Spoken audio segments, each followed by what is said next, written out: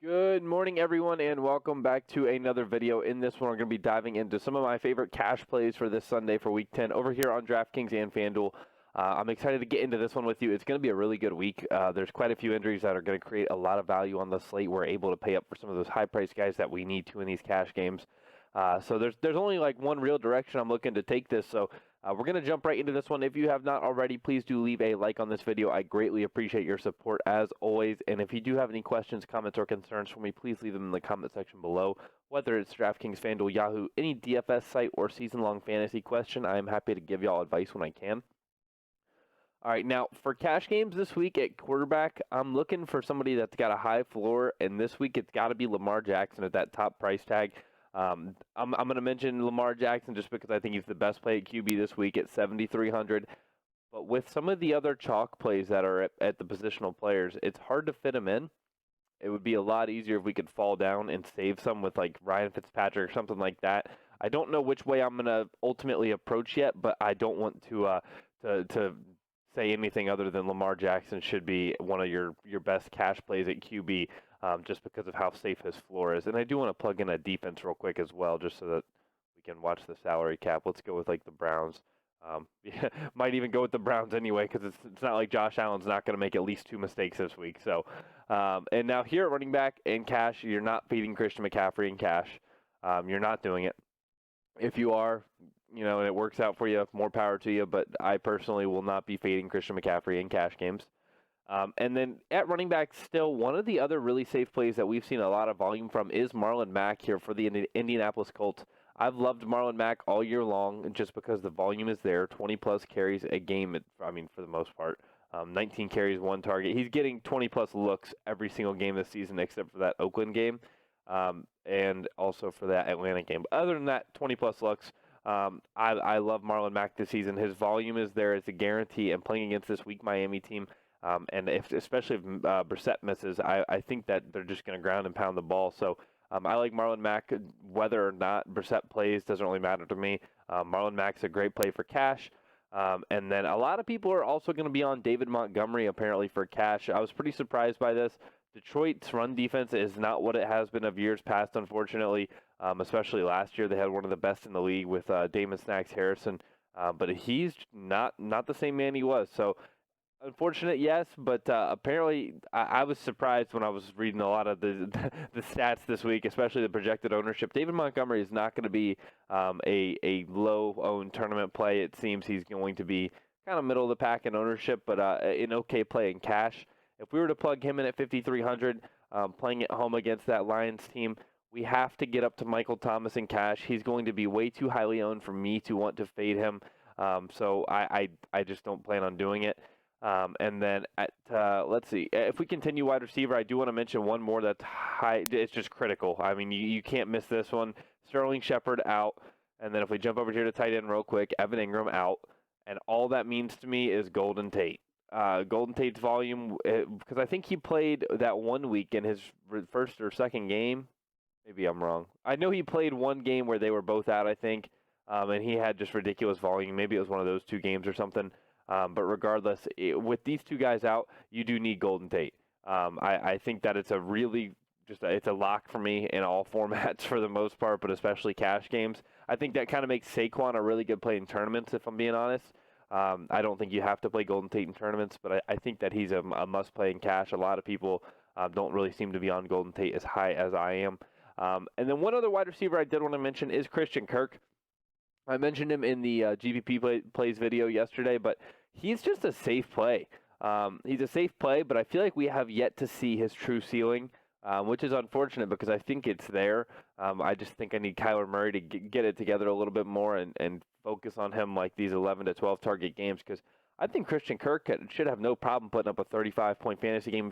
If he finds the end zone twice and goes for 100 plus, that's all we really need. And if you haven't noticed, his end zone usage is not there this year. So he has yet to find the end zone. Maybe this is the week he does it, but I'm okay with him in cash. Others might not be, but it makes sense to me. And then at 3,800, Josh Reynolds. I don't know if this is going to end up being a cash play yet. I haven't really seen him on the ownership projections yet, but with Brandon Cooks out, he's going to have that regular role in 3 wide receiver sets. It says it right there for you.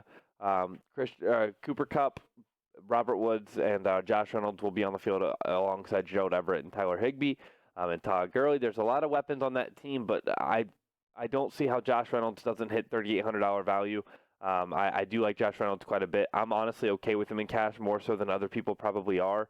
And then I do want to also go over to tight end real quick. At tight end, as we already mentioned, Evan Ingram out. The replacement for him, the direct backup, is going to be Rhett Ellison at min price, $2,500 at your tight end slot.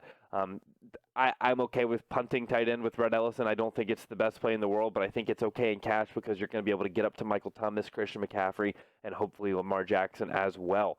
So I definitely think he's a solid punt at tight end in cash games. And then, is there anybody else I wanted to mention at tight end? There was O.J. Howard.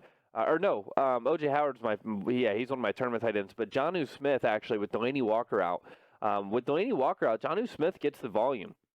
And honestly, I mean, if he puts up a 4.8-point game at 3,500, your lineup's you're not dead to the water, but you do need like 8+, I think, out of him at 3,500 in cash. And I think that's an okay thing to hope for here against this Kansas City defense because, number one, they're not the best at defending opposing tight ends. And number two, they're probably going to be winning. So if they're winning, that's going to make Tennessee throw the ball. I like Derrick Henry. I think he's a decent play for tournaments. I don't really think I would play him in cash. Even though he gets the volume and Kansas City has that horrible run defense, I don't trust a running back that I think is going to be trailing the entire game. And for that reason, I actually don't mind Jonnu Smith at 3,500. And then if we jump over here to FanDuel, not much is really going to change over here. I'm definitely playing Christian McCaffrey over here. I'm definitely playing Michael Thomas over here. And then there was somebody that was a little bit cheap, though. Marlon Mack's priced up a little bit more over here. I think he's still fine. It's respective prices between the two sites. He's really not that high or anything like that. Derrick Henry's fine. Travis Kelce, I think, makes for a really, really good tournament play over here on FanDuel. We saw Austin Hooper absolutely ignite that Tennessee defense. I know this is a cash video. I just wanted to mention Travis Kelce. I'd be remiss if I didn't. We saw Austin Hooper right here. He went nuts against that Tennessee defense as his wide receivers were pretty much shut down. I would watch out for Travis Kelce this week. This could be Kelce week, and he does make for a really good tournament play. I think I forgot to mention him yet in yesterday's video because of the game stack I was kind of targeting. Other than that, though, and Christian Kirk over here, relatively the same price. I'm definitely looking to play him. Where's Golden Tate? I think he's like 6K, 6.3K. Definitely looking to play Golden Tate over here as well. And then, let's see, Ellison. Checking up on these Giants. 5K for Ellison. I think he's fine on FanDuel as well. Those Giants guys are going to be where I'm really targeting for value. And it's not like I'm getting these dirt cheap guys, but the point per dollar should be there. It should be absolutely insane with those two guys. And then again, for tournaments, though, it's hard not to love Saquon Barkley with Evan Ingram and Sterling Shepard out. He should be more involved in the passing game. We should see, I think, 7+ targets for Saquon. And generally, those are all very low ADOT yards after the catch, which immediately turn into receptions. So that's definitely going to thrive better on DraftKings with the full PPR. But regardless, that's how I plan on approaching this week for cash games. I hope y'all did enjoy this video. I will be back live with you guys tomorrow morning with my Sunday Night Football Showdown video, and then I do have something coming up soon. I'm going to be starting to do live streams. I'm going to start streaming on Twitch.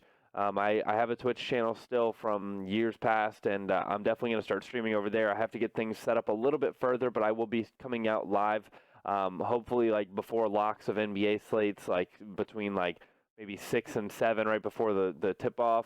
Hopefully before showdown slates, an hour and a half before the showdown slate or something like that. But I think it would be really cool. And then I'll probably do some early morning streams on like Wednesday, Thursday, Friday when I'm playing with early roster construction for NFL, when I'm playing with showdown construction for Thursday night, and when I'm playing with NBA lineup construction as well. So if you have not already, definitely go down to the description.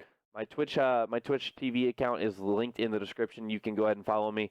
Turn on the notifications, and when I do go live for the first time, you'll get a little buzzer, and you feel free to tune in and check that out. And also, if you have not already, definitely go over to dfs-squid.com. Make a free account. We have something big coming for you guys.